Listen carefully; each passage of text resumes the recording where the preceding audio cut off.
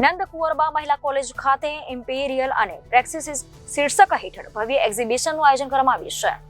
ભાવનગરની નંદ કુંવરબા મહિલા કોલેજ ઉચ્ચ ગુણવત્તાના શિક્ષણની સાથે સાથે ઘણી બધી શૈક્ષણિક પ્રવૃત્તિઓમાં પણ અગ્રેસર છે।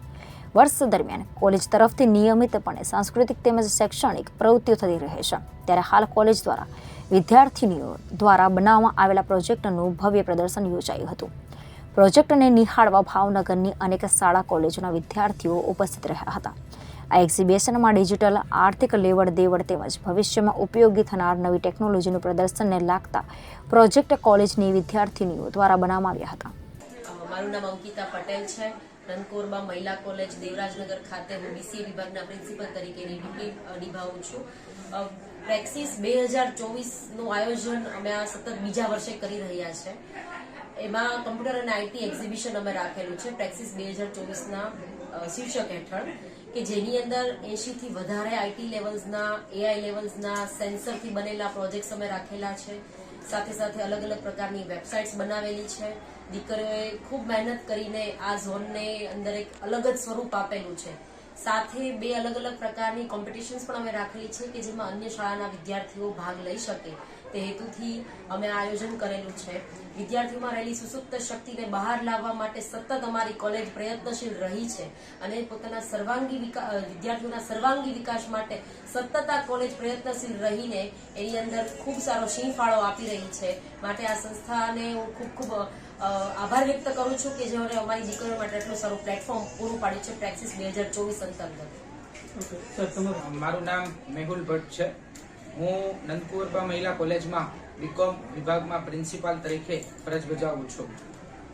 બીકોમ વિભાગ અંતર્ગત ઇમ્પેરિકલ 2024ના બેનર હેઠળ 2 દિવસીય એક્ઝિબિશનનું આયોજન બીકોમ વિભાગ દ્વારા કરવામાં આવેલું છે, જેમાં અલગ અલગ 13 પ્રોજેક્ટ દીકરીઓએ બનાવેલ છે।